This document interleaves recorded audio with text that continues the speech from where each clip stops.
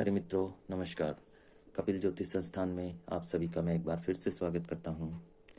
आज मैं आपको एक ऐसी समस्या का समाधान बताने के लिए आया हूं, एक योग के द्वारा और कुछ ग्रहों के उपाय के द्वारा, जो कि हर व्यक्ति के घर में होती है और हर व्यक्ति किसी न किसी तरीके से इस समस्या से जूझ रहा होता है। तो मित्रों, इस समस्या को शुरू करने से पहले मैं चाहता हूँ कि कोई भी व्यक्ति यदि वीडियो को अच्छा समझे, अच्छा उसको लगे, तो लाइक और सब्सक्राइब जरूर करें। आइए शुरू करते हैं। देखिए मित्रों, पहली समस्या है कि पिता और पुत्र की आपस में ना बनना। हमने आमतौर पर देखा होगा, कहीं कहीं कुछ पिता की आदत ऐसी हो जाती है कि वह अपने पुत्र को दिन भर डांटते रहते हैं, या कुछ पुत्र की आदत ऐसी बन जाती है कि वह पिता की बात नहीं सुनते, बिल्कुल नहीं मानते। तो यहाँ पर पिता और पुत्र में अनबन रहती है। तो यह अनबन क्यों रहती है? देखो, पिता सूर्य भगवान का स्वरूप है और सूर्य भगवान जहाँ भी बैठे हों, उनको जो भी ग्रह कुंडली में खराब करते हैं, वहाँ से पिता और पुत्र का अनबन शुरू होती है। सूर्य को खराब करने वाले कौन से दो ग्रह हैं? दो पापी ग्रह हैं, शनि और राहु। ये शनि और राहु मिलकर ही सूर्य को खराब करते हैं। जब जब इनकी अंतर्दशा या दृष्टि सूर्य पर पड़ती है, तब पिता पुत्र में अनबन रहती है। यह दृष्टि डालकर संबंधों को खराब करते हैं। आइए, पिता पुत्र में अनबन रहने का एक अचूक उपाय, इसको दूर करने का मैं आपको बता रहा हूँ। आपने एक पूजा वाला नारियल लेना है, सूखा नारियल, पानी वाला नहीं होना चाहिए। एक पूजा वाला नारियल और 10 साबुत बादाम, इनको लेकर आपने 43 दिन तक लगातार दान देना है। जल प्रवाह नहीं करना है, दान देना है।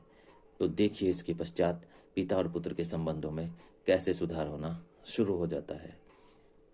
दूसरा है मित्रों कि माता और पुत्र में अनबन रहना।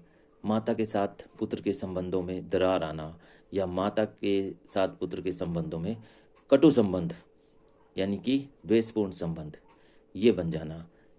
वैसे तो अब माता को रिप्रेजेंट करता है चंद्रमा हमारा, और पिता को रिप्रेजेंट करता है सूर्य देव। माता को रिप्रेजेंट चंद्रमा जब करता है, तो चंद्रमा को कौन खराब करता है? चंद्रमा को बुध खराब करता है। अब वो बुध हमारे बच्चे की बुद्धि का प्रतीक है। जब जब हमारे बच्चे की बुद्धि खराब होएगी, तब वह माँ को बुरा समझेगा, गलत कहेगा और उसके साथ दुर्व्यवहार करेगा। देखो, वैसे चंद्रमा और बुध आपस में दुश्मन है, लेकिन चंद्रमा कभी बुध का बुरा नहीं करता, बुध जबकि चंद्रमा का हमेशा बुरा करता है, बुरा सोचता है। तो इसलिए माता और पुत्र का संबंध चंद्रमा और बुध से रिलेटिव है। तो जब जब माता और पुत्र में कटु संबंध हो जाए, दोनों एक दूसरे को देखकर, जिसको कहते हैं दोनों एक दूसरे से प्रतिद्वंदी बने रहें, दोनों एक दूसरे पर मित्रता का व्यवहार ना करें। और वैसे तो माँ बहुत फिर भी स्नेहशील होती है, किंतु बच्चा कभी कभी ऐसा हो जाता है कि उसकी बुद्धि खराब होने के कारण माँ को भी गुस्सा आता है और उसके मन से भी फिर बेटे के लिए बुरा भला निकल जाता है। तो माता और पुत्र के संबंध यदि सही करने हैं, आइए मैं आपको इसका भी एक उपाय बता रहा हूँ। हमने क्या करना है? माता पुत्र इनके लिए फिर वही बात है कि आपने 3 चीज़ों की सेवा करनी है। माता ही कर सकती है, पुत्र तो कहाँ से करेगा? अगर माँ द्वेषपूर्ण हो तो पुत्र भी कर सकता है, वरना माता ही करेगी अपने पुत्र को ठीक करने के लिए, उसकी बुद्धि को ठीक करने के लिए, उसे सही रास्ते पे लाने के लिए और उसे अपने घर में अच्छा माहौल बनाने के लिए माता को ही यह काम करने पड़ेंगे। नंबर 1, उसे मीठे आटे की, यानी कि थोड़े से आटे में शक्कर मिलाकर मीठे आटे की रोटी बनाकर, और उसको जो है उसने ऊपर डालनी है छत पर, ताकि उसको कौवे खा लें, उन कौवों को खिलानी है। और दूसरे, काली गाय की सेवा, कोई भी काली गाय हो उसको एक रोटी जरूर देनी है, घास डाल दो, उसको जरूर डालना है। और तीसरे, आपने कुत्ते जो दरवेश होते हैं, जो आपको दुआ देते हैं, जो आपके घर के अच्छे की कामना करते हैं, उनको आपने रोटी जरूर डालनी है। आप उनको वो मीठी रोटी भी दे सकते हैं, और कुत्तों को रोटी जरूर डालनी है, कौवों को रोटी जरूर डालनी है, और गाय की सेवा जरूर करनी है।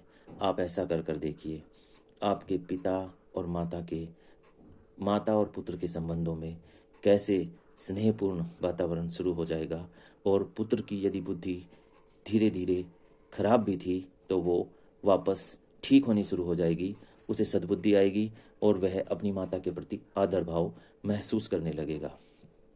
आप यह उपाय करके देखिए। यदि किसी को लाभ होता है तो बताइए, नहीं होता है तो मुझे कमेंट्स बॉक्स में पूछिए।